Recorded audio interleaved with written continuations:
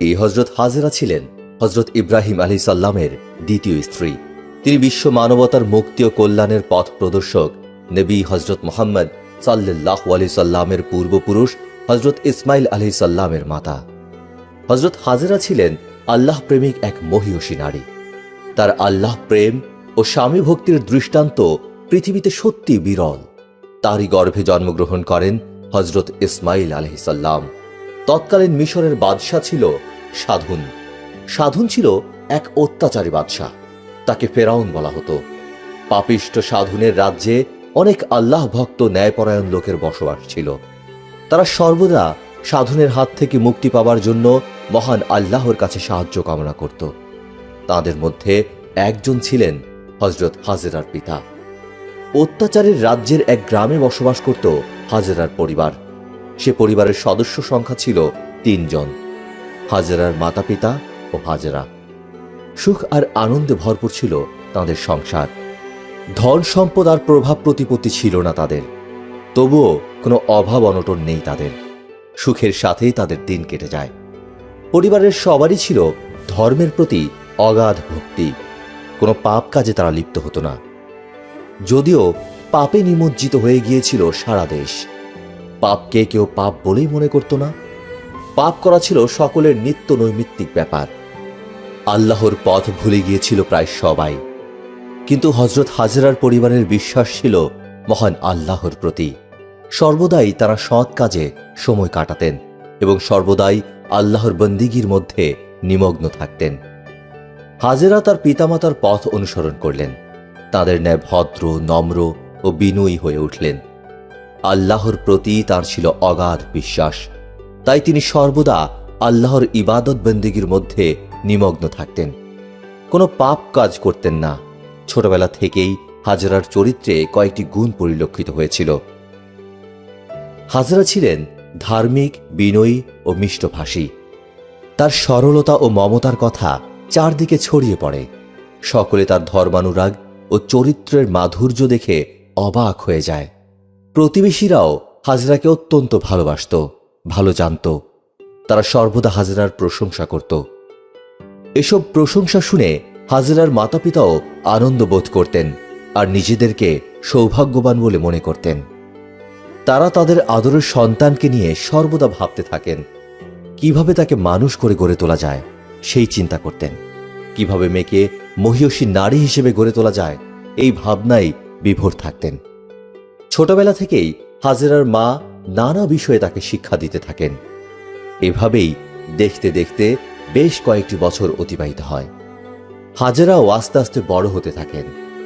এবার মা বাবার মনে নতুন আনন্দ। এখন মেয়েকে নিয়ে আর তেমন কিছু ভাবতে হবে না, নিজেই সবকিছু করতে পারে। এখন তাকে আর কোনো উপদেশ দিতে হবে না, নিজেই কিছু বুঝতে পারবে। কিছুদিন যেতে না যেতেই হাজেরা কৈশোর পেরিয়ে যৌবনে উপনীত হল। এবার পিতামাতার মনে তেমন আগের মতো আনন্দ নেই। ক্রমান্বয়ে তারা চিন্তার সাগরে নিমজ্জিত হতে থাকেন। কারণ হাজেরা এখন বড় হয়েছে। যুবতী কন্যাকে নিয়ে তাদের দুশ্চিন্তার অন্ত নেই। তাদের মনে অত্যাচারী সাধুনের ভয় ছিল। সাধুন দেশের সুন্দরী যুবতী নারীদের ধরে নিয়ে বিভিন্ন অত্যাচার করত। তাকে কেউ বাধা দিলে কঠিন শাস্তি ভোগ করতে হতো। তাই হাজেরার মা বাবার চিন্তা, কখন তাদের রূপবতী কন্যা ব্যভিচারী সাধুনের চোখে পড়ে যায়। একবার যদি সাধুন কিংবা তার লোকেরা দেখতে পায়, তাহলে তার হাত থেকে রক্ষা পাওয়ার কোনো উপায় থাকবে না। যে করেই হোক ধরে নিয়ে যাবে। এমন ভীতি সবারই ঘরে ঘরে। দেশময় যুবতীদের মনে আতঙ্ক।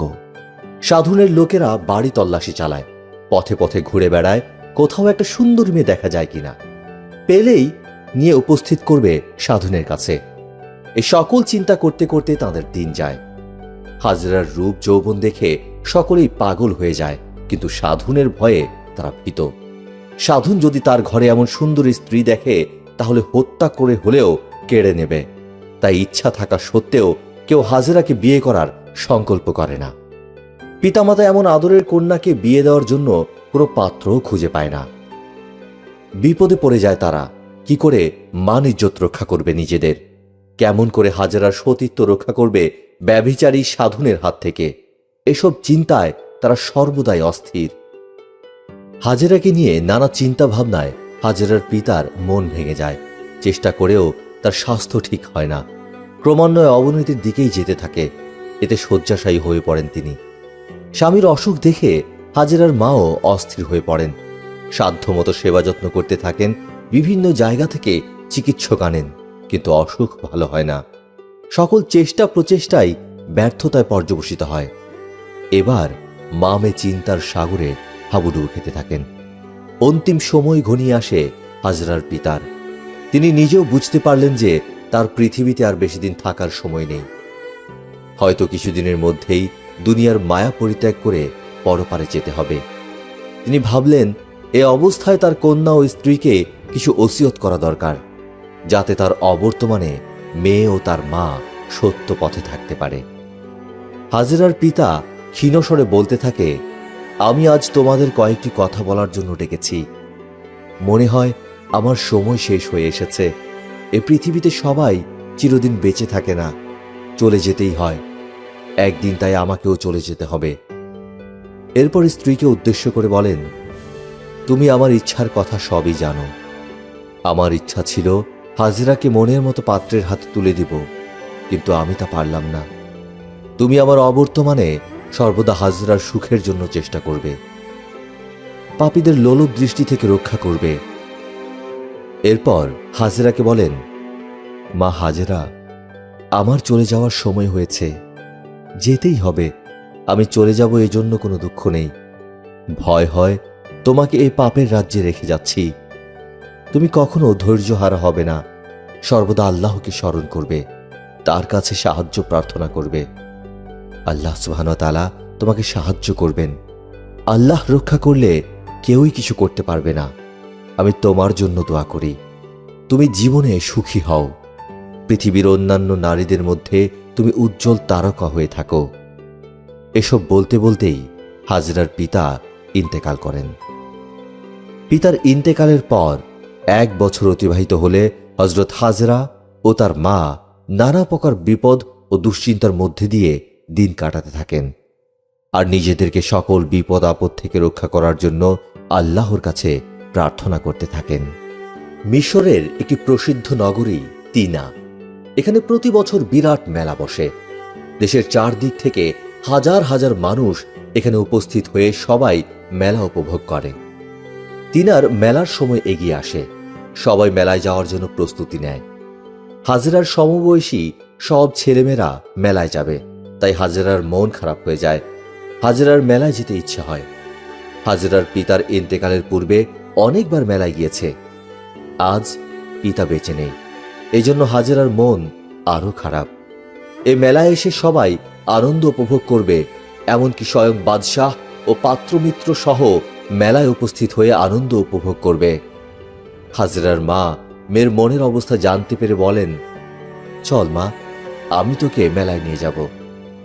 এবার হাজেরার মনে আনন্দ ফিরে আসে। মেলায় গিয়ে সেও অন্যান্য ছেলে মেয়েদের ন্যায় আনন্দ উপভোগ করতে পারবে। কিন্তু হাজেরার মা কিংবা হাজেরা কি জানতো এখান থেকেই তাদের জীবনের করুণ পরিণতি শুরু হবে? আবার শুরু হবে তাদের জীবনের নতুন অধ্যায়। মেলায় প্রচন্ড ভিড়, অসংখ্য মানুষের সমাগম। মেলায় একদিকে বাদশাহ সাধুন ও তার সঙ্গীরা দাঁড়িয়েছিল। এত হাজার হাজার মানুষের মধ্যে সাধুনের দৃষ্টি পড়ে হাজেরার উপর। তখন সাধুনের মনে কামনার আগুন দাও দাও করে জ্বলে উঠল।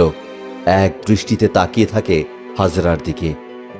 তিনার মেলায় যখন হাজেরা সাধুনকে দেখে, তখনই তার হাবভাব দেখে বুঝতে পারে যে সাধুনের মতলব ভালো নয়। এখানে আর বেশিক্ষণ দাঁড়িয়ে থাকলে যে কোনো অঘটন ঘটতে পারে। তাই মায়ের হাত ধরে জনতার ভিড়ের মধ্যে হারিয়ে গেল তারা। কিন্তু তাদের মনের মধ্যে ভয়, বাদশার লোকেরা হয়তো তাকে ছাড়বে না। যে করেই হোক মেলা থেকে বের হতে হবে। তাই এখানে আর বেশি সময় অবস্থান করা মোটেই ঠিক হবে না। এসব ভেবে তারা মেলা থেকে বেরিয়ে বাড়ির উদ্দেশ্যে যাত্রা করে, আর বন জঙ্গল পাহাড় পর্বতের মধ্য দিয়ে যেতে থাকে। সোজা রাস্তা দিয়ে গেলে বাদশার লোকেরা তাদের দেখে ফেলতে পারে, তাই বনের মধ্যে ঢুকে ঘুরে ঘুরে বাড়ি পৌঁছাতে তাদের প্রায় রাত শেষ হয়ে যায়। এবার হাজেরা তার মাকে বলে, মা, আমার জন্য মনে হয় ঘরে থাকাটাও নিরাপদ নয়, কেননা সাধনের মতলব ভালো নয়।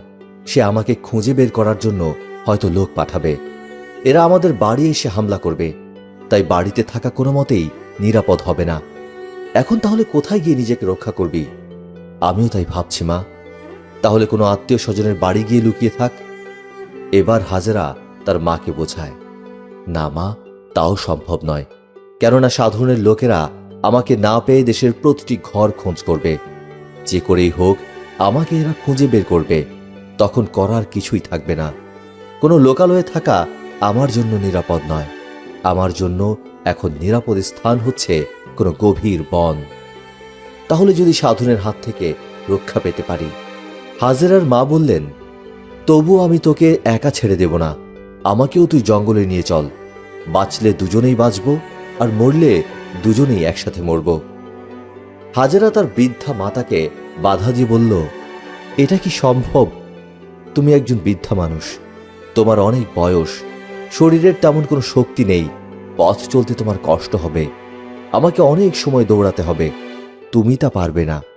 এর চেয়ে তুমি এখানে অবস্থান করো, তুমি আমার সাথে গেলে আরো অসুবিধা হবে। হাজেরার মা বলেন, তবুও তোমাকে বনের মধ্যে ছেড়ে দিতে আমার ভীষণ ভয় ও কষ্ট হয়, না জানি কোন সময় কি হয়ে যায়। তোমাকে ছেড়ে আমি একা একা কি করে থাকব? হাজেরা তার মাকে সান্ত্বনা দিয়ে বলে, মা, চিন্তা করো না, ধৈর্য ধারণ করো।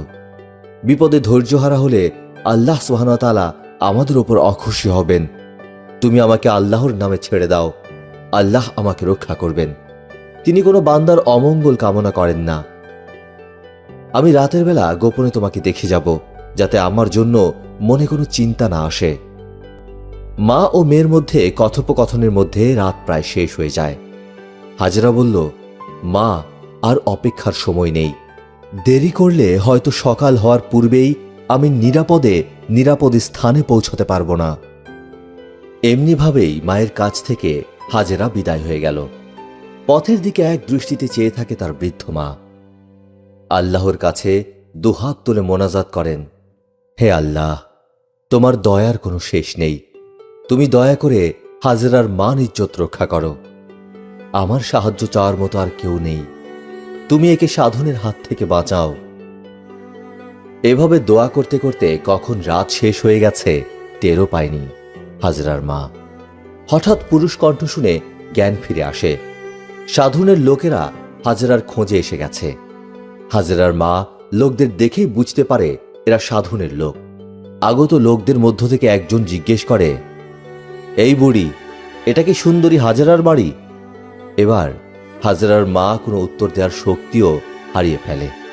কয়েকবার ঢোক গিলে বলল, হ্যাঁ বাবা, এটাই হাজেরার বাড়ি, আর আমি তার অভাগী মা। অন্যজন বলল, অভাগী বলো কেন, তুমি তো পরম সৌভাগ্যবান। স্বয়ং বাদশার নজরে পড়ে গেছে তোমার কন্যা, এবার তোমাদের সুখ আর দেখবে কে? রাজার দরবারে রানী হয়ে থাকবে তোমার কন্যা, তুমিও থাকবে পরম সুখে শান্তিতে। আমরা রাজার আদেশে হাজেরাকে নিতে এসেছি, তাড়াতাড়ি তোমার মেয়ে কোথায় তাকে আমাদের কাছে উপস্থিত করো। এ কথা শুনে বৃদ্ধা মাতা বিপাকে পড়ে যায়। সত্যই তো, হাজেরা যা বলেছিল তাই হয়েছে। গত রাতে যদি পালিয়ে না যেত তাহলে কি অবস্থা হতো? এসব ভাবতে ভাবতে কিছুটা সময় কেটে যায়। একজন তখন বলে, কি হলো বুড়ি, তাড়াতাড়ি বলো তোমার কন্যা কোথায়? আমরা বিলম্ব করতে পারবো না, তাকে আমরা নিতে এসেছি, বাদশাহ আমাদেরকে পাঠিয়েছে। এবার হাজেরার মা ভয়ে ভয়ে উত্তর দেয়, সে তো এখন বাড়িতে নেই, কোথায় আছে তা আমি বলতে পারি না। একজন বলল, তুমি মিথ্যা বলছো, তোমার মেয়ে কোথায় আছে তুমি জানো না? এটা তোমার চালাকি ব্যতীত আর কিছুই নয়, তাড়াতাড়ি বলো, নইলে এমন শাস্তি দেব যে তখন ঠিকই বলে দেবে। হাজেরার মা বলেন, বাবা, আমি কিছুই জানি না। গতরাতে হাজেরা বাড়ি থেকে বেরিয়ে গেছে, এখন কোথায় আছে কোথায় থাকবে তা আমার কাছে কিছুই বলে যায়নি। অন্য একজন বলল, নিশ্চয় তুমি তোমার মেয়েকে লুকিয়ে রেখে আমাদের সাথে মিথ্যা বলছো, প্রতারণা করো না, তাহলে তোমার পরিণতি ভালো হবে না। আরেকজন বলল, সহজে বলবে না, কয়েকটা চাবুক মারলে অমনি বাবা বাবা বলে হাজেরা সন্ধান দিয়ে দেবে। যেমন কথা তেমন কাজ। একজন সৈন্য এগিয়ে এসে কয়েকটি চাবুক মারে। অমনি তার আর্তচিৎকারে চারদিক প্রকম্পিত হয়ে ওঠে, আর তার চিৎকার দেখে সাধনের সৈন্যরা হাসতে থাকে। বলে, কেমন মজা পেলে? এখন বলো তোমার মেয়ে কোথায়? হাজেরার মা অতি কষ্টে বলে, বাবা, হাজেরা গভীর রাতে কোথায় গিয়েছে আমি কিছুই জানি না, আমাকে তোমরা মেরো না। কিন্তু সৈন্যরা বিশ্বাস করে না তার কথা, আবার দুর্বল শরীরে আঘাত করে। অঝোর ধারায় রক্ত গড়িয়ে পড়তে থাকে। হাজেরার মা জ্ঞান হারিয়ে ফেলেন।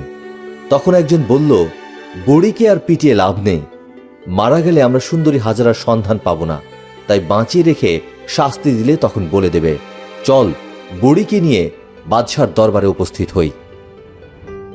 হাজেরা বাড়ি থেকে গিয়ে গভীর জঙ্গলে আশ্রয় নেয়। সারাদিন বনের মধ্যে ঘুরে ঘুরে ক্লান্ত হয়ে পড়ে। মনে অনেক ভয় জাগে, না জানি কখন বাদশার লোকেরা এখানেও এসে পড়ে, তাই একটু শব্দ শুনলেই লাফিয়ে ওঠে। হিংস্র পশুদের ভয়ে অন্তর কেঁপে উঠতে থাকে। এমনিভাবে সন্ধ্যা হয়। তখন মায়ের কথা মনে পড়তে থাকে হাজেরার। মা এখন কি করছে? না জানি সাধনের লোকেরা বাড়ি এসে মাকে অত্যাচার করেছে। মায়ের জন্য সে অস্থির হয়ে যায়, তাই মাকে দেখার জন্য মনে প্রবল ইচ্ছা জাগে। যখন রাত গভীর হয় তখন হাজেরা গ্রামের দিকে যাত্রা করে। বাড়ি গিয়ে উপস্থিত হয়। এ কি অবস্থা! গভীর রাতে ঘরে কেউ নেই, অথচ দরজা খোলা। কয়েকবার আস্তে আস্তে ডাক দেয় হাজেরা, কিন্তু কোনো সাড়া নেই। এবার তার ভয় হয়, হয়তো সাধনের লোকেরা আমাকে ধরে নেওয়ার জন্য আশেপাশের কোথাও লুকিয়ে আছে। তাই হাজেরা তাড়াতাড়ি সেখান থেকে সরে পড়ে। কিন্তু কোথায় যাবে? কার কাছ থেকে খবর নেবে? এই এলাকার সবাই তাড়াতাড়ি ঘুমিয়ে পড়েছে। তাই পাশের গ্রামের এক আত্মীয়ের বাড়ি উপস্থিত হয়েছে।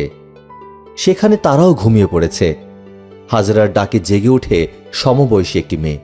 সে হাজেরাকে দেখে বলে, তুমি আমাদের এখানে কেন এসেছ? তোমাকে ধরে নেওয়ার জন্য সারা দেশ তন্ন তন্ন করে সাধনের লোকেরা খুঁজছে। শেষ পর্যন্ত উপায় না দেখে তারা তোমাকে ধরার জন্য পুরস্কার ঘোষণা করেছে। যে কোনো সময় সাধনের লোকেরা এখানে এসে উপস্থিত হতে পারে, তাই তোমার জন্য এখানে অবস্থান করা নিরাপদ নয়। তাড়াতাড়ি পালাও। শুধু বাদশার লোকেরাই নয়, পুরস্কারের লোভে আমাদের গ্রামেরও অনেক লোক তোমাকে খুঁজে বেড়াচ্ছে। তোমাদের বাড়িতে তারা তল্লাশি করেছে। হাজেরা তখন বলল, ঠিক আছে, আমি এখনই চলে যাচ্ছি, কিন্তু আমার মায়ের খবর কি? মেয়েটি দীর্ঘ নিঃশ্বাস ফেলে বলল, সে কথা জেনে তোমার লাভ নেই। সকালবেলা বাদশার লোকজন বাড়িতে এসে তোমাকে না পেয়ে তোমার মাকে চাবুক দিয়ে মারপিট করে বাদশার কাছে নিয়ে গিয়েছে। এই ঘটনা শুনে হাজেরা কান্নায় ভেঙে পড়ে। মেয়েটি তাকে সান্ত্বনা দিয়ে বলে, যা হবার তা হয়ে গেছে, আল্লাহর কাছে দোয়া করো আর তুমি শীঘ্রই সরে যাও। তাই হাজেরা আল্লাহর নামে আবার বনের পথে পা বাড়ায়। অন্ধ কারাগারে হাজেরার মাকে বন্দি করে রাখা হয়েছে। অমানসিক অত্যাচার করা হয়, তবু বলতে পারে না সে হাজেরা কোথায় আছে। সাধন ভাবল, একে আর শাস্তি দিয়ে কোনো লাভ নেই, হয়তো সে জানেই না কোথায় পালিয়ে গিয়েছে। সাধন আদেশ করে হাজেরার মাকে মুক্ত করার। বাদশার আদেশ পেয়ে লোকজন উপস্থিত হয়ে দেখে বৃদ্ধা মারা গেছে। বাদশার কাছে দৌড়ে এসে বলে, বৃদ্ধা আর বেঁচে নেই, সে মারা গিয়েছে। সাধন কোনো অনুশোচনা না করে বলে, যাক, ভালোই হয়েছে, এবার হাজেরাকে খোঁজ করে বের করো। যেখানেই যাক না কেন খুঁজে বের করতে হবে, অন্যথায় তোমাদের উপায় নেই। যত লোক দরকার নিয়ে যাও। প্রধান উজির বলল, দেশের প্রতিটি ঘর খোঁজ করা হয়েছে, কোথাও পাওয়া যায়নি। নিশ্চয়ই হাজেরা লোকালয়ে কোথাও নেই, মনে হয় কোনো বন জঙ্গলের মধ্যে লুকিয়ে রয়েছে। আমরা তাই এবার বনের মধ্যে খুঁজতে শুরু করব। যে করেই হোক হাজেরাকে বের করতেই হবে। উজিরের নেতৃত্বে হাজার হাজার সৈন্যবাহিনী দেশের প্রতিটি বন জঙ্গল ঘিরে ফেলে। হাজেরা 5 দিন বনের মধ্যে একা একা ঘুরে ক্লান্ত হয়ে পড়ে। ক্ষুধায় প্রাণ বের হয়ে যাওয়ার প্রায় উপক্রম হয়, হাঁটা চলার শক্তি হারিয়ে ফেলে। তাই গাছের পাতা চিবিয়ে খেয়ে কিছুটা ক্ষুধা নিবারণ করে। দিনের বেলা সারা দিন বনের মধ্যে ঘুরে ঘুরে সময় কাটিয়ে দেয়। রাত হলে যখন হিংস্র প্রাণীদের উৎপাত বেড়ে যায় তখন গাছে উঠে রাত কাটায়। একাধারে এভাবে 5 দিন কেটে যায়। পরের দিন ক্লান্ত দেহে বনের এক জায়গায় গাছের নিচে শুয়ে পড়ে। হঠাৎ অনেক লোকের কণ্ঠস্বর শুনে জেগে ওঠে। দেখে বাদশার অনুচরেরা তার সামনে। তাদের মধ্যে রয়েছে সাধুনের প্রধান উজির পাপিষ্ঠ ইমরান। তিনার মেলায় সে একবার ইমরানকে দেখেছিল, তাই হাজরার এবার ইমরানকে চিনতে আর সময় লাগেনি। ইমরানকে দেখে হাজরার অন্তরাত্মা কেঁপে ওঠে। ইমরান হাজরাকে দেখে হাসতে থাকে, বলে, এবার তুমি আর পালাতে পারবে না, এবার আমাদের ফাঁকি দেওয়ার উপায় নেই, এখনই বাদশার কাছে নিয়ে উপস্থিত করব। তখন হাজরা কি করবে কিছু ভেবে পায় না, কিভাবে রক্ষা করবে নিজেকে। জঙ্গল থেকে ধৃত অবস্থায় হাজরাকে নিয়ে খাস মহলে বন্দী করে রাখা হয়। এটা ছিল অতি সুন্দর সাজানো একটি কক্ষ। খাট, পালং, মণিমাণিক্য আর আসবাবপত্র দিয়ে পরিপূর্ণ ছিল কক্ষটি। এ কক্ষে দাস দাসীর কোনো অভাব নেই। এমন সময় একজন বৃদ্ধা দাসী এসে উপস্থিত হয়। তখন হাজেরা বলে, দাসী, তুমি তো সব কিছুই জানো, আমাকে কেন এখানে নিয়ে আসা হয়েছে? নারী হয়ে তুমি আমার নারীত্ব রক্ষার জন্য একটু উপকার করো, আমাকে এই বিপদ থেকে উদ্ধার করো। তখন দাসী বলল, মা, কোনো উপায় নেই। তাহলে বাদশাহ আমাদের জীবিত রাখবে না। বাদশাহ তোমাকে পছন্দ করেছে, তাই তার আদেশে তোমাকে এখানে নিয়ে আসা হয়েছে। হাজরা বলেন, বিপদ থেকে বাঁচাতে না পারো তাহলে মেরে ফেলতে তো পারবে। আমাকে মেরে ফেলো, তথাপিও তো আমার সতীত্ব রক্ষা পাবে। দাসী বলেন, না মা, এমন কথা বলো না, এটা শুধু অসম্ভব কল্পনা। তোমাকে রক্ষা করার জন্য বাদশার অনেক লোক পাহারা দিচ্ছে। তোমার কিছু হয়ে গেলে তাদের আর রক্ষা নেই, তাই তারা সব সময় তোমার প্রতি কড়া দৃষ্টি রাখছে। থালায় নানা প্রকারের খাদ্য এনে হাজরাকে অনুরোধ করে খাওয়ার জন্য, কিন্তু সে রাজি হয় না, বলে, আমি এসব স্পর্শ করব না। দাসী বারবার অনুরোধ করে, তুমি না খেলে তো আরো দুর্বল হয়ে পড়ে অসুস্থ হয়ে যাবে। তোমার কোনো ক্ষতি হলে বাদশাহ আমাদের দুটুকরো করে ফেলবে। হাজেরা খাবার না খেয়ে দাসীকে জিজ্ঞেস করল, তোমরা কি বলতে পারো 1 সপ্তাহ আগে বাদশার লোকেরা আমার মাকে ধরে এনে বন্দি করে রেখেছিল, তার অবস্থা কি? দাসী হাজেরাকে শান্ত রাখার জন্য বলে, তোমার মা ভালো আছে, আগে খাবার খাও, এরপর বাদশার অনুমতি নিয়ে তোমার মাকে এখানে নিয়ে আসব। কিন্তু হাজেরা দাসীর কথায় বুঝতে পারে যে তার মা আর বেঁচে নেই। তখন হাজেরা আল্লাহর কাছে প্রার্থনা করতে থাকে, হে আল্লাহ, আমি তোমার কাছে এমন কি অন্যায় করেছি যার কারণে তুমি আমাকে এরূপ শাস্তি দিচ্ছ? আমি সাধুনের হাত থেকে রক্ষা পাওয়ার জন্য কত কিছুই করলাম, বাড়ি থেকে পালালাম, মাকে হারালাম, না খেয়ে বনের মধ্যে কয়েকদিন কাটিয়েছি, অবশেষে নীল নদীতে ঝাঁপিয়ে পড়েছি। তবুও কেন আজ আমাকে সাধুনের হাতে বন্দী হতে হয়? এটা কি তোমার ইচ্ছা? তোমার ইচ্ছা হলে আমাকে নিয়ে যাও, আমার দেহকে চূর্ণ বিচূর্ণ করে দাও, তবু আমার ইজ্জতকে বাঁচাও। হাজরার দোয়া আল্লাহর কাছে পৌঁছে যায়। সাথে সাথে গায়েবী শব্দ আসে, হে হাজরা, ধৈর্য ধারণ করো, এর মধ্যেও তোমার কল্যাণ রয়েছে, এটা তোমার জন্য পরীক্ষা। আল্লাহ তার প্রত্যেক প্রিয় বান্দাকে বিভিন্নভাবে পরীক্ষা করেন। এমন সময় সাধুন এসে উপস্থিত হয়। হাজরা একবার পাপীকে দেখেই মুখ ফিরিয়ে নেয়। সাধুন বলে, কি হলো প্রিয়তমা, তুমি আমাকে দেখে মুখ ফেরালে কেন? এতে কিছুই বললেন না হাজরা।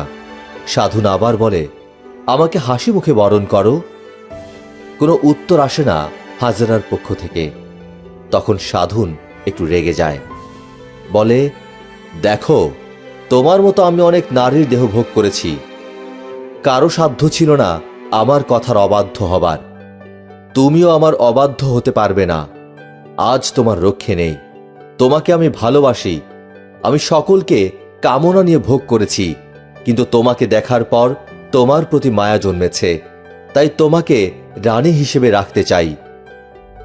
হাজরা দেখলেন এখান থেকে পালানোর বা অবাধ্য হওয়ার কোনো উপায় নেই, তাই অনেক চিন্তা করে বলেন, ঠিক আছে, কিন্তু আপনি এত অধৈর্য হচ্ছেন কেন?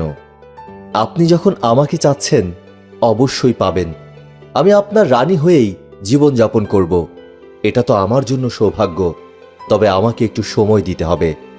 এবার বাদশাহ বললেন, ঠিক আছে, তুমি চিন্তা ভাবনা করে মন ঠিক করো। সাধুন তখনকার মতো সেখান থেকে চলে যায়। সাধুন চলে যাবার পর কয়েকদিন অতিবাহিত হয়ে যায়। এতদিন বেশ ভালোভাবে আল্লাহর ইবাদত করে হাজেরা, আর এদিকে বাদশাহ হাজেরার পক্ষ থেকে আহ্বান পাবার জন্য অপেক্ষা করতে থাকে, কিন্তু কোনো খবর আসে না। তাই অস্থির হয়ে যায়। প্রতিদিন দেশের বিভিন্ন এলাকা থেকে মেয়েদের ধরে এনে উপভোগ করে। এভাবেই কেটে যায় অনেক দিন। একদিন পুনরায় হাজেরার সামনে উপস্থিত হয়ে বলে, এতদিনে চিন্তা ভাবনা করে তোমার মন কি ঠিক করতে পেরেছ? আমার তো আর ধৈর্য ধরার মতো শক্তি নেই। তোমাকে আমি কাছে পেতে চাই, এতে তোমার অভিমত কি? হাজেরা বলেন, আমি এখন পর্যন্ত কোনো সিদ্ধান্ত নিতে পারিনি।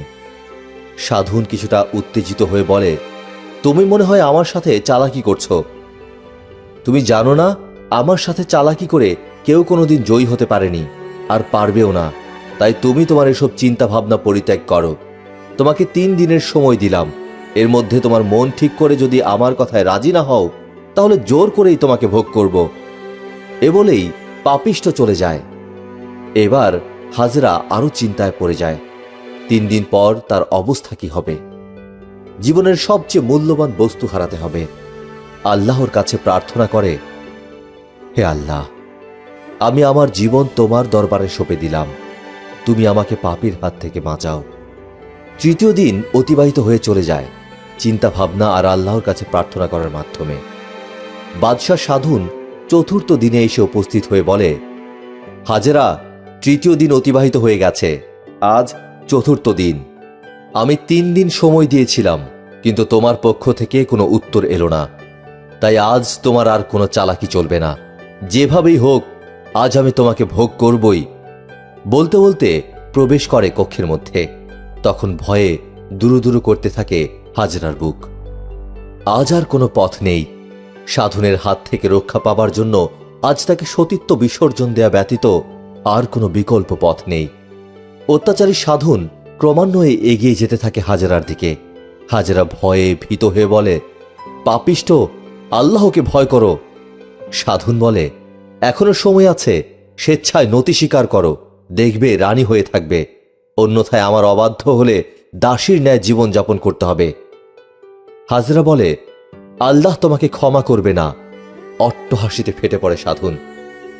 দেখি এবার তোমার আল্লাহর শক্তি কতটুকু। আমি হাজার হাজার মেয়েকে ভোগ করেছি, সকলেই তোমার ন্যায় আল্লাহর কথাই বলেছে। কারো কিছু হয়নি, তোমারও কিছু হবে না। তোমাকে তাদের ন্যায় আমি ভোগ করব। হাজেরা বলে, এ পর্যন্ত আল্লাহর বিরোধিতা করে কেউ কোনোদিন রক্ষা পায়নি, তুমিও পাবে না। আমাকে নিশ্চয়ই আল্লাহ তাআলা রক্ষা করবেন। সাধুন হাজেরার কথাগুলো শুনে এরপর ঝাঁপিয়ে পড়ে হাজেরার উপর। হাজেরা সাথে সাথে কক্ষের কোণে সরে যায়। সাধুন তাকে ধরার জন্য এগিয়ে আসে, কিন্তু সে যেন শক্তি হারিয়ে ফেলে। হাজেরা একটু স্বস্তি বোধ করলেন। সাধুন বলল, তুমি কি আমাকে জাদু করেছ? তাহলে তুমি জাদুও জানো? হাজেরা বলেন, না, এটা পাপের পরিণতি। এবার এর ফল ভোগ করার জন্য প্রস্তুত হও। দেখতে দেখতে পাপী সাধুনের চোখে জ্বালা শুরু হয়ে যায়। কৃতকর্ম থেকে নিবৃত্ত হয় এবং হাজেরা পাপীর হাত থেকে রক্ষা পেয়ে যায়, এবং এইভাবেই সাধুনের রাজ্যে নিরাপদে বসবাস করতে থাকে। হযরত ইব্রাহিম আলাইহিস সালাম একদিন আল্লাহর পক্ষ থেকে নির্দেশ লাভ করে স্ত্রী সারাকে নিয়ে বাবেলের পথে যাত্রা করেন। হযরত ইব্রাহিম আলাইহিস সালামের শ্বশুর বাড়ি থেকে বিদায় নিয়ে নিজ দেশে আসার জন্য মিশরের সীমান্ত এলাকায় এসে সাধুনের রাজ্যে উপস্থিত হন। তিনি সাধুনের চরিত্রের কথা জানতে পারার পর তার স্ত্রী সারাকে লুকিয়ে রাখার ব্যবস্থা করলেও সাধুনের লোকদের কাছে তিনি এবং তার স্ত্রী ধরা পড়ে যান।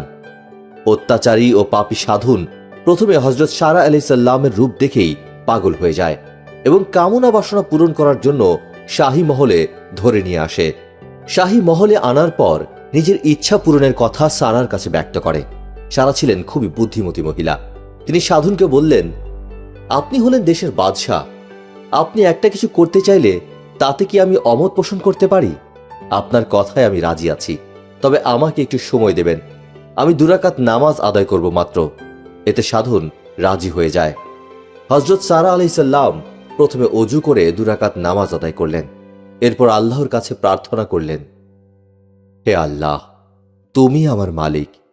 আমার মান মর্যাদা একমাত্র তোমার ওপর।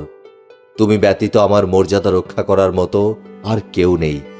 তুমি আমার এখনকার অবস্থা দেখেছ, আমি তো অসহায়।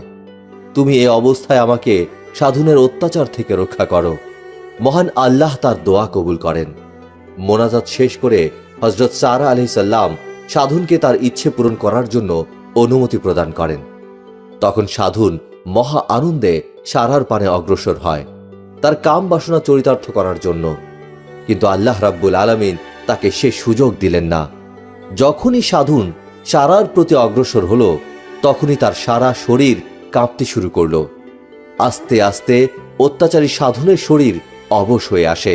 সে ধপ করে মাটিতে বসে পড়ে। একটু নড়াচড়া করার মতো ক্ষমতাও তার ছিল না। তখন সে ভীত হয়ে বারবার কাকুতি মিনতি করে হযরত সারা আলাইহিস সালামের কাছে তার অপকর্মের জন্য ক্ষমা প্রার্থনা করতে থাকে, যেন বিপদ থেকে মুক্তি লাভ করতে পারে। সাধুন অসহায়ের মতো হযরত সারা আলাইহিস সালামের কাছে প্রার্থনা করতে থাকে, মা, আপনি আমাকে ক্ষমা করুন, আমি পাপী, আপনার কোনো ক্ষতি করব না।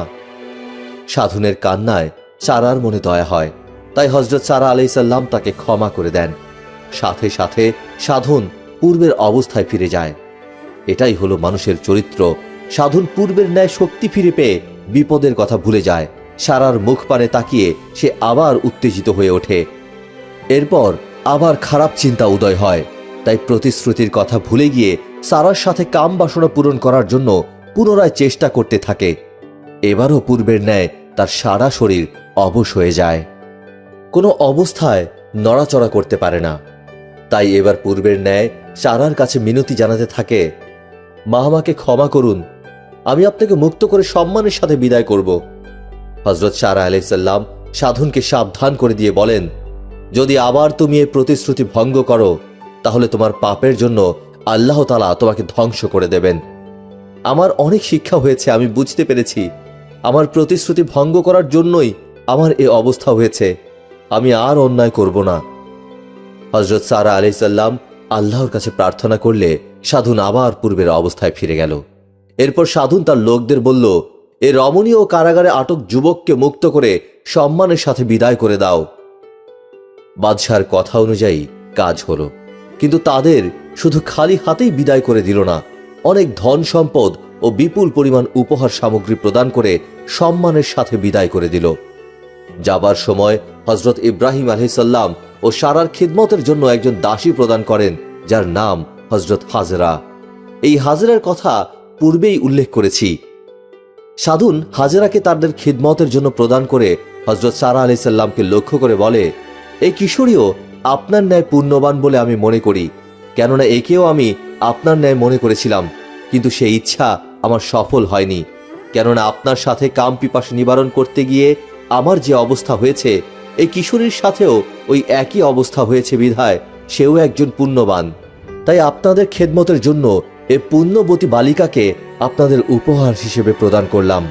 সাধুনের কাছ থেকে হযরত ইব্রাহিম আলাইহিস সালাম বিপুল পরিমাণ ধন সম্পদ ও উপহার সামগ্রী এবং হাজরাকে নিয়ে বাবিল শহরের পানে আবার যাত্রা করেন।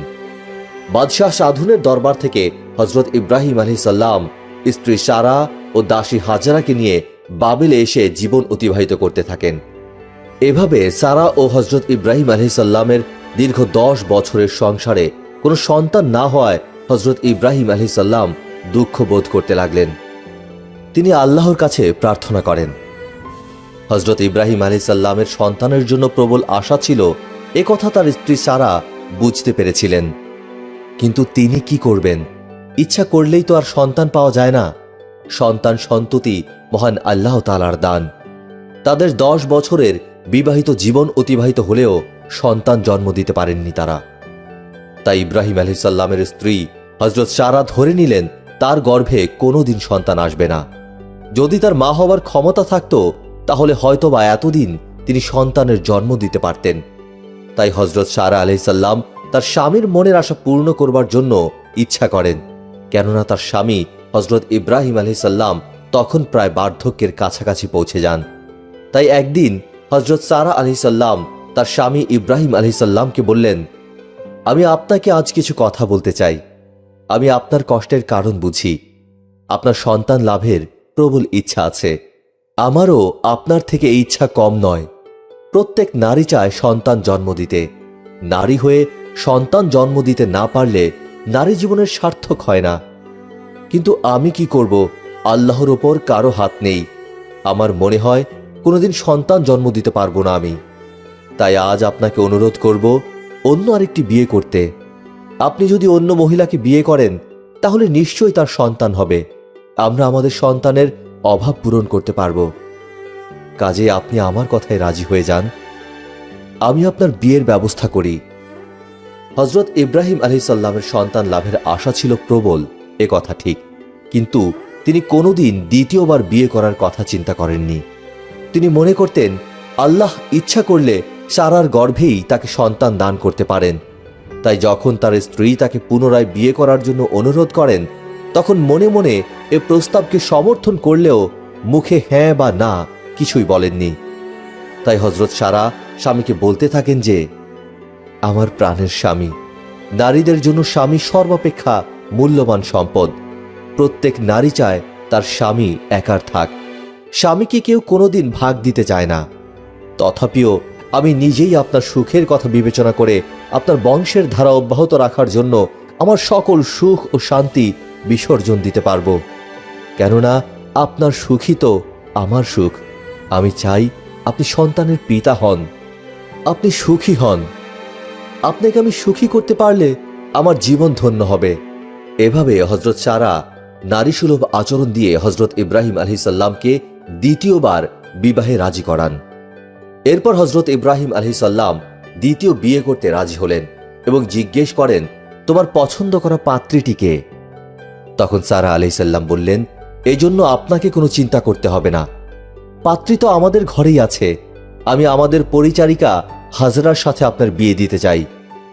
সারার কথা শুনে ইব্রাহিম আলাইহিস সালাম বললেন, এ ব্যাপার অনেক চিন্তা করা প্রয়োজন। তুমি এ বিষয়গুলো ভেবে দেখেছো কিনা জানি না। আমি তো বার্ধক্যে উপনীত হয়েছি, অথচ হাজেরা পূর্ণ যুবতী নারী। এ অবস্থায় সে আমার সাথে বিয়েতে রাজি থাকবে কিনা ভেবে দেখা দরকার। শুধু এখানেই শেষ নয়, আমার ঘরে স্ত্রী আছে, তাই সে সতীনের ঘরে বিয়ে বসতে রাজি থাকবে কিনা এ বিষয়েও চিন্তা ভাবনার প্রয়োজন। তাই প্রথম হাজেরার মত নেওয়া দরকার। বিয়ের ব্যাপারে তার মতামত না নিয়ে কোনো কিছু করা ঠিক হবে না। তাই তুমি তার মতামত নাও। তখন সারা বললেন, এজন্য আপনি কোনো চিন্তা করবেন না। নিশ্চিত থাকতে পারেন যে হাজেরা নিশ্চয়ই এ বিয়েতে রাজি হবে। এরপর একদিন হজরত সারা আলাইহিস সালাম হাজেরার কাছে গিয়ে নানা প্রকার কথা প্রসঙ্গে আলোচনা করতে করতে বললেন, ছোট বোন হাজেরা, অনেকদিন থেকে আমি তোমাকে একটা কথা বলবো বলে মনে করছি, কিন্তু বিভিন্ন কারণে আর বলার সুযোগ হয়নি। আজ কথাটি না বলে থাকতে পারছি না। যেভাবে হোক তোমাকে কথাটি বলতেই হবে। তখন হাজেরা বলেন, এমন কি কথা থাকতে পারে যা আপনি এতদিন বলতে পারেননি? ঠিক আছে, আপনি আপনার কথাগুলো বলে ফেলুন, আমি শুনতে রাজি আছি। হাজেরা, দেখো, আমরা স্বামী স্ত্রী তোমাকে কত স্নেহ করি, কত ভালোবাসি। আমি তোমাকে সব সময় আমার ছোট বোনের মতো দেখি। তুমিও আমাকে আপন মনে করো। তোমার থেকে আমার ছোট বোনের ন্যায় অনেক খিদমত পেয়েছি। আমরা তোমাকে মিশরের বাদশার কাছ থেকে দাসী হিসেবে উপহার পেয়েছিলাম, কিন্তু আমরা তোমাকে সেভাবে গ্রহণ করিনি। গ্রহণ করেছি ছোট বোন হিসেবে। দাসী হিসেবে কোনোদিন তোমাকে মনে করিনি। পরিবারের একজন হিসেবে সর্বদা বিবেচনা করেছি। হযরত হাজরা সারার কথা শুনে বললেন, সেটা আমি ভালোভাবে অনুভব করছি। তবে আপনি আমাকে একটি কথা বলতে চান, সেটা বলতে কেন এত সংকোচ বোধ করছেন? তখন হযরত সারা আলাইহিস সালাম বললেন, আমি তোমাকে আমার স্বামীর প্রেম ও ভালোবাসার ভাগ দিতে চাই। হাজরা এ কথা শুনে বললেন, না বোন, তা হয় না। আমি আপনাদের দাসী। দাসী হয়ে মালিকের স্ত্রী হওয়ার স্বপ্ন দেখা আমার জন্য কোনোদিন ঠিক হবে না। আমি আপনাদের দাসী থাকতে চাই, এর চেয়ে বেশি চাই না। আপনি আপনার স্বামীর অংশীদার করে নিজে অশান্তি ডেকে আনবেন, এটা আমি চাই না। কেননা আমি আপনার কল্যাণ চাই। যদি আপনার স্বামীকে আবার বিয়ে করাতে চান, তাহলে দেশে পাত্রীর কোনো অভাব নেই। তাই আমার কথা আপনি বাদ দিয়ে অন্য মেয়ের কথা চিন্তা করুন। কিন্তু হযরত সারা আলাইহিস সালাম ছিলেন নাছোড়বান্দা। সে বলল, তোমার কথা যুক্তিপূর্ণ, কিন্তু তোমার কোনো কথাই আমি মানতে রাজি নই। আমি তোমাকে আমার স্বামীর সঙ্গী করবই। পরিশেষে এভাবেই একদিন হাজরার সাথে হজরত ইব্রাহিম আলাইহিসসালামের বিয়ে সুসম্পন্ন হয়। হজরত ইব্রাহিম আলাইহিসসালাম হাজরাকে বিয়ে করার কিছুদিনের মধ্যে হজরত হাজরার গর্ভে সন্তান আসে। হজরত ইব্রাহিম আলাইহিসসালামের বয়স যখন 70 বছর, তখন হাজরার গর্ভে হজরত ইসমাইল আলাইহিসসালাম জন্মগ্রহণ করেন। হজরত ইসমাইল আলাইহিসসালাম জন্মের পর থেকে হজরত সারা আলাইহিসসালাম হাজরাকে তেমন আগের মতো দেখেন না, কেমন যেন শত্রু ভাবতে শুরু করলেন। একদিন হজরত সারা হজরত হাজরাকে অনেক চেষ্টা করে ইব্রাহিম আলাইহিসসালামের সাথে বিয়ে দেন। সেই সারা আজ হাজরাকে সতীনের মতো দেখতে আরম্ভ করেন, এমনকি তার প্রতি শত্রুতামূলক আচরণ করতে থাকেন। শুরু করেন বিভিন্ন কায়দায় হাজরাকে মানসিক নিপীড়ন। একদিন হজরত সারা আলাইহিসসালাম হজরত ইব্রাহিম আলাইহিসসালামকে লক্ষ্য করে বললেন, হাজরা থাকলে আমি অন্য স্থানে চলে যাব, আর যদি আপনি আমাকে রাখতে চান তাহলে হাজরা ও তার পুত্রকে এমন স্থানে রেখে আসতে হবে যেখানে জনমানবহীন এবং মরুময় ও পানিবিহীন এলাকা। স্ত্রী সারার কথা শুনে হজরত ইব্রাহিম আলাইহিসসালাম মহা চিন্তায় পড়ে যান। তিনি ভাবতে লাগলেন যে এ অবস্থায় হাজরাকে মরুময় স্থানে রেখে আসলে আল্লাহর কাছে কি জবাব দেবেন। আবার সারার ইচ্ছা অনুযায়ী কাজ না করলে সে রাগ করে হাজরাকে জ্বালাতন করবে। এমন চিন্তা করতে করতে হজরত ইব্রাহিম আলাইহিসসালামকে তার করণীয় সম্পর্কে আল্লাহ তাআলার পক্ষ থেকে জানিয়ে দেওয়া হলো। মহান আল্লাহ তাআলা তাকে নির্দেশ করলেন যে সারা যা ইচ্ছা করে তাই করুন। হজরত হাজরা আলাইহিসসালাম ও শিশু ইসমাইলকে নির্জন মরুময় স্থানে নির্বাসিত করে আসুন, যেখানে ফল ফলাদি ও পানির কোনো চিহ্ন নেই। ইব্রাহিম আলাইহিসসালাম আল্লাহর পক্ষ থেকে এরূপ নির্দেশ লাভ করে এবার কিছুটা স্বস্তি বোধ করতে লাগলেন। তিনি মনে করলেন মহান আল্লাহ কোনোদিন তার বান্দার অমঙ্গল করতে পারেন না, তাই এই আদেশের পেছনেও নিশ্চয়ই কোনো রহস্য ও কল্যাণ নিহিত রয়েছে, যা আমি বুঝতে পারছি না। এসব চিন্তা করার পর হজরত ইব্রাহিম আলাইহিসসালাম স্ত্রী হাজরা ও তার শিশু পুত্র ইসমাইল আলাইহিসসালামকে নির্বাসন দেওয়ার সিদ্ধান্ত গ্রহণ করেন। আল্লাহর নির্দেশে হজরত ইব্রাহিম আলাইহিসসালাম তার স্ত্রী হাজরা ও শিশু পুত্র ইসমাইলকে নির্বাসনের সিদ্ধান্ত নিয়ে উটের পিঠে আরোহণ করে অজানার উদ্দেশ্যে রওনা করেন। হজরত হাজরা বারবার পেছন দিকে তাকিয়ে দেখতে থাকেন। তার মনে পড়ে যায় পেছনে ফেলে আসা অনেক ঘটনা, অনেক স্মৃতির কথা। এরপর একদিন হজরত ইব্রাহিম আলাইহিসসালাম ও সারার খেদমতের জন্য তাদের সাথে বাবেল নগরীতে গমন করেন। সেদিন থেকে হাজরার জীবনের গতি অন্যদিকে ঘুরে যায়। মুক্ত জীবন ফিরে পায় হজরত হাজরা। পরম সুখের মধ্যে কাটে তার জীবন। এরপর হজরত ইব্রাহিম আলাইহিসসালামের সাথে তার বিয়ে হয়। এতে তার চাওয়ার চেয়েও বেশি পাওয়া হয়, কেননা নবীর দাসী হয়েছে নবীর স্ত্রী। তার মনে আর কোনো দুঃখ বেদনা রইল না। বিয়ের কিছুদিনের মধ্যে তার কোল জুড়ে আসে শিশুপুত্র ইসমাইল। এরই সাথে সাথে আবার জীবন আকাশে কালো মেঘ দেখা দেয়। আজ তাকে আবার নির্বাসিত জীবন অতিবাহিত করতে হবে, এসব ভেবে আঁতকে ওঠেন তিনি। আবার এ কথাও চিন্তা করেন যে এই ঘটনার মধ্যে হয়তো আল্লাহ সুবহানাহু ওয়া তাআলার কোনো নির্দেশ রয়েছে। হজরত হাজরা আলাইহিসসালাম ও ইসমাইল আলাইহিসসালামকে নিয়ে বহনকারী উট আপন গতিতে সামনের দিকে এগিয়ে যেতে থাকে। এভাবে 7 দিন চলার পর এমন এক স্থানে উপস্থিত হয় যেখানে কোনো মানব বসতি ছিল না। এই স্থানে তাদের কাফেলার উট থমকে দাঁড়ালো। হজরত ইব্রাহিম আলাইহিসসালাম উট থেকে নেমে পড়লেন। তিনি মনে মনে ভাবলেন এ নির্জন স্থানেই স্ত্রী ও শিশু পুত্রকে নির্বাসন দিয়ে তিনি দেশে ফিরে যাবেন। কিন্তু পরক্ষণেই তার মনে পড়ে যায় সারার কথা। সে বলেছিল যেখানে ফলমূল ও পানির চিহ্ন নেই সেখানে রেখে যেতে। আবার আল্লাহর পক্ষ থেকেও এরূপ নির্দেশই ছিল। তাই তিনি ভাবলেন আল্লাহর নির্দেশ অমান্য করা যাবে না। সেখান থেকে উট নিয়ে আবার সামনের দিকে এগিয়ে চলতে লাগলেন। কয়েকদিন সামনে চলার পর আবার জনমানব শূন্য এলাকায় এসে তিনি উপস্থিত হলেন।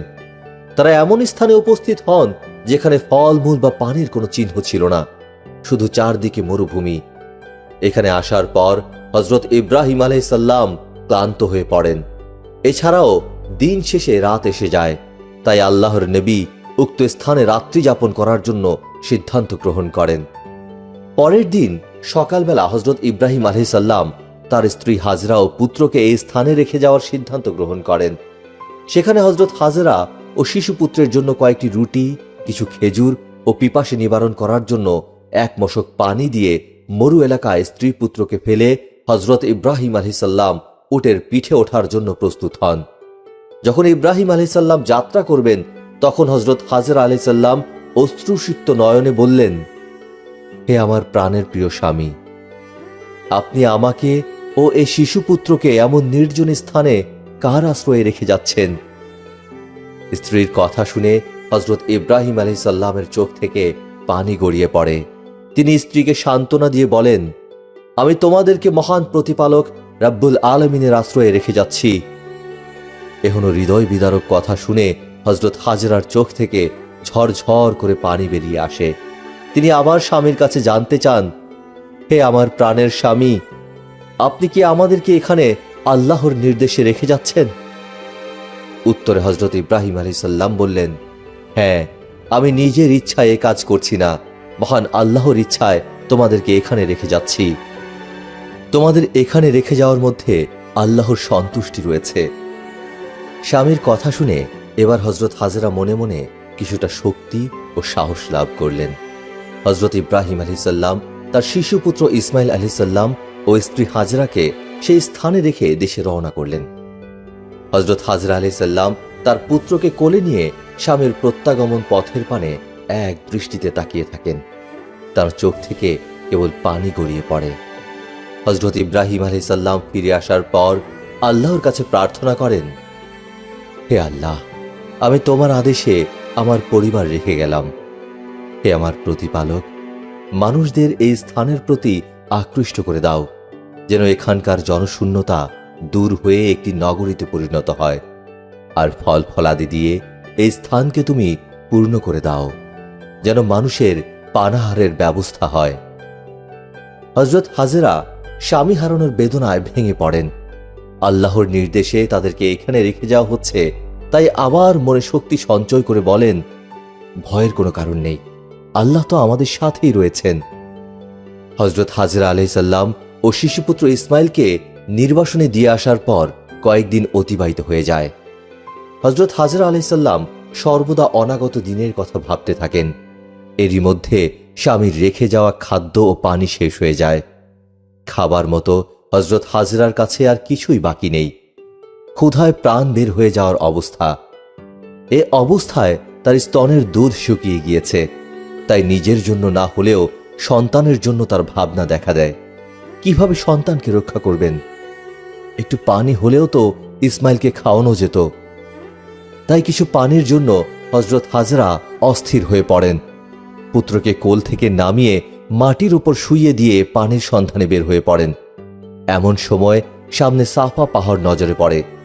পাহাড় দেখে মনে করলেন পাহাড়ের গা বেয়ে পানি পড়তে পারে, এ পানি এনে ইসমাইলকে বাঁচানো যাবে।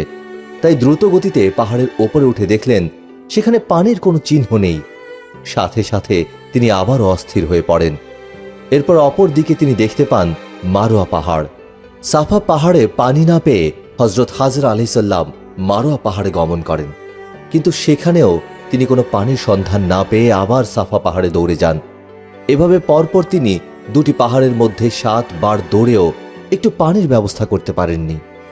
এরপর ভাবলেন হয়তো শিশুপুত্রকে আর বাঁচানো যাবে না, তাই কোনো উপায় না পেয়ে আল্লাহর কাছে প্রার্থনা করেন, হে আল্লাহ, আমি অন্যায় করতে পারি, আমি তোমার কাছে পাপী হতে পারি, কিন্তু আমার শিশুপুত্র ইসমাইল তো নিষ্পাপ।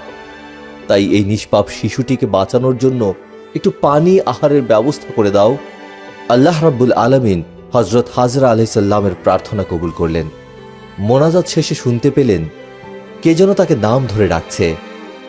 হাজরা ডাক শুনে অবাক হয়ে যায় এবং ভাবে এ নির্জন এলাকায় কে তাকে ডাকছে। এরপর ভাবলেন হয়তো কেউ নয়, মনের ভ্রান্তির কারণে ডাক শুনছেন। আবার কণ্ঠের ডাক শুনলেন। ডাক শুনে হাজরা বললেন, আমি তো আপনার ডাক শুনলাম, আপনি কে? এরপর তিনি তাকিয়ে দেখলেন তার পুত্রের কাছে একজন অপরিচিত লোক দাঁড়িয়ে আছে। তাই তিনি ভীত হয়ে তাড়াতাড়ি দৌড়ে পুত্রের কাছে এলেন। কাছে এসে জিজ্ঞেস করলেন, আপনি কে? উত্তরে লোকটি বলল, আমি আল্লাহর কাছ থেকে আপনাকে সাহায্য করার জন্য এসেছি। আমি আল্লাহর ফেরেশতা জিব্রাইল আলাইহিসসালাম। এরপর হযরত জিব্রাইল আলাইহিসসালাম পায়ের গোড়ালি দিয়ে একটি আঘাত করলেন। আর সাথে সাথে পানি বের হতে লাগল। হজরত হাজরা আলাইসাল্লাম চারদিকে মাটি দিয়ে উঁচু করে বাঁধ দিলেন। এরপর পানি নিয়ে মশক পূর্ণ করে রাখেন। হজরত হাজরা আলাইসাল্লাম এখান থেকে পানি নিয়ে নিজে ও পুত্রকে পান করালেন। ফেরেশতা তাকে আবার বললেন, এ পানি কোনোদিন শেষ হবে না, এখানে আল্লাহর ঘর নির্মিত হবে। আপনার এ পুত্র তার পিতার সাথে কাবা ঘর পূর্ণ নির্মাণ করবেন, আর আল্লাহ তাআলা তার ঘর নির্মাণকারীদের কোনোদিন পৃথিবী থেকে নিঃশেষ করবেন না, তাদেরকে পৃথিবীতে সম্মান ও মর্যাদা প্রদান করবেন। হাদিস শরীফে আছে, হজরত হাজরা আলাইসাল্লাম পুত্রের পানির জন্য অস্থির হয়ে সাফা ও মারোয়া পাহাড়ের মধ্যে 7 বার দৌড়ান। হজরত হাজরা আলাইসাল্লামের এই স্মৃতিকে ধরে রাখবার জন্য মহান আল্লাহ তাআলা হজে সাফা ও মারোয়া পাহাড়ের মধ্যে 7 বার এ দৌড়ানোকে বিশেষ অংশ করে দিয়েছেন। আল্লাহর ফেরেশতা কর্তৃক পানির ব্যবস্থা হওয়ার পর হাজরা আলাইসাল্লাম ও তার শিশুপুত্র ইসমাইল আলাইসাল্লাম পানি পান করে তাঁদের পিপাসা নিবারণ করেন। এরপর হজরত জিব্রাইল আলাইসাল্লাম হজরত হাজরাকে কিছু খেজুর প্রদান করে বললেন, এগুলো খাওয়ার পর বীজগুলো গর্ত করে কূপের চারদিকে রোপণ করে দিবেন। অতি অল্প দিনের মধ্যেই গাছ হয়ে এতে ফল ধরবে, যা দিয়ে আপনারা নিশ্চিন্তে জীবন ধারণ করতে পারবেন। এমনকি আপনাদের খাবার পরও অনেক ফল অবশিষ্ট থেকে যাবে, যা অন্যদের দান করতে পারবেন। এভাবে একটি বসতি গড়ে উঠবে, মানুষ এখানে বসবাস শুরু করবে। হজরত ইব্রাহিম আলাইহিসসালাম তার স্ত্রী হাজরা ও শিশুপুত্র ইসমাইলকে নির্বাসনে দিয়ে আসার পর দীর্ঘ 7 বছর অতিবাহিত হয়ে যায়, কিন্তু তিনি তার স্ত্রী ও সন্তানকে দেখতে যেতে পারেননি। সন্তান ও স্ত্রীকে দেখার জন্য ব্যাকুল হয়ে পড়েন। তাই একদিন তিনি বাবেল ছেড়ে ফারানের উদ্দেশ্যে যাত্রা করেন। হজরত ইব্রাহিম আলাইহিসসালাম তার স্ত্রী ও পুত্রকে ফারানের যে স্থানে রেখে গিয়েছিলেন সেখানে এসে আর খুঁজে পাচ্ছেন না, কেননা এতদিনে ফারানের অনেক পরিবর্তন হয়ে গেছে। যে স্থান ছিল মরুময় তা আজ একটি নগরীতে পরিণত হয়েছে। এই স্থানের অনেক জায়গায় বিভিন্ন বাড়িঘর উঠে গেছে। হজরত ইব্রাহিম আলাইহিসসালাম পুরো নগরী তার স্ত্রী ও সন্তানকে খুঁজছিলেন। অবশেষে হজরত ইব্রাহিম আলাইহিসসালাম তার প্রাণের প্রিয় স্ত্রী হাজরাকে দেখে চিনতে পারেন। হাজরা এতদিন পরে স্বামী দর্শন লাভ করে আনন্দে আত্মহারা হয়ে যায়। তাড়াতাড়ি কাছে গিয়ে সালাম ও প্রাথমিক কুশল বিনিময় করে হাজরার ঘরে প্রবেশ করার জন্য অনুরোধ করেন, কিন্তু এতে হজরত ইব্রাহিম আলাইহিসসালাম অস্বীকৃতি জ্ঞাপন করেন। হজরত ইব্রাহিম আলাইহিসসালাম হাজরাকে উদ্দেশ্য করে বললেন, মনে কোনো কষ্ট নিও না হাজরা, আমি আজ তোমার ঘরে প্রবেশ করতে পারবো না, কেননা আসার সময় সারাকে বলে এসেছি এই স্থানের মাটিতে আমি পা রাখবো না, তাই আমি আমার প্রতিজ্ঞা ভাঙতে পারবো না। এই কথা শুনে হজরত হাজরা আলাইহিসসালাম 2টি বড় পাথর এনে উটের কাছে রাখেন এবং ছোট ছোট পাথর দিয়ে ঘরের মধ্যে পর্যন্ত রাস্তা তৈরি করেন, যাতে হজরত ইব্রাহিম আলাইহিসসালামকে আর মাটিতে পা রাখতে না হয়। এরপর হজরত ইব্রাহিম আলাইহিসসালাম উক্ত পাথরের ওপর নেমে হেঁটে হাজরার ঘরে প্রবেশ করেন। কিছু সময় অতিবাহিত করেন সেখানে। হজরত হাজরা আলাইহিসসালাম তার পুত্রের সাথে ইব্রাহিম আলাইহিসসালামের পরিচয় করিয়ে দেন। ফলে হজরত ইসমাইল আলাইহিসসালাম প্রথমবারের মতো তার পিতার সাক্ষাৎ লাভে ধন্য হন। হজরত হাজরা আলাইহিসসালাম তার স্বামীর উট থেকে পা রেখে নিচে নামার পাথর 2টি যত্ন সহকারে রেখে দেন, যা পরবর্তীতে কাবা ঘর নির্মাণ করার জন্য ব্যবহার করা হয়েছিল বলে বর্ণিত আছে। মুসলিম উম্মার নারী সমাজের একটা বিষয় লক্ষ্য করা উচিত যে হজরত হাজরা আলাইহিসসালামের অন্তরে আল্লাহর প্রতি কত গভীর আস্থা এবং ভরসা ছিল। তিনি যখন জানতে পারলেন যে এই নির্জন মরুভূমিতে আল্লাহর নির্দেশেই তাকে রেখে যাওয়া হচ্ছে, তখন তিনি চিন্তামুক্ত হয়ে গেলেন এবং সম্পূর্ণ আল্লাহর ওপর তাওয়াক্কুল করে সেখানে থাকতে লাগলেন। আর আল্লাহর ওপর অবিচল আস্থা, বিশ্বাস ও ভরসার কারণেই আল্লাহ রাব্বুল আলামিন অতি দ্রুত তাকে জমজমের বরকত এবং উত্তম লোকের বসতি স্থাপন সহ সারা দুনিয়ার মানুষের এ পবিত্র ভূমিকে হৃদয়ের আকর্ষণে পরিণত করলেন। সুতরাং কোনো পেরেশানি বা বিপদ আসলে ঘাবড়ে না যেয়ে মহান রাব্বুল আলামিনের ওপর অবিচল আস্থা বিশ্বাসের সাথে সাহায্য প্রার্থনা করতে হবে। আল্লাহ তাআলা মুসলিম উম্মার সব নারী পুরুষকে তার উপর সব বিষয়ে আস্থা, বিশ্বাস ও ভরসা করার তৌফিক দান করুন। পরকালের উত্তম জীবন লাভে তার নির্দেশ যথাযথ পালন করার তৌফিক দান করুন। সব নারীদেরকে হজরত হাজরা আলাইহিসসালামের অগাধ ভরসার নমুনা নিজেদের মধ্যে বাস্তবায়ন করার তৌফিক দান করুন। আমিন।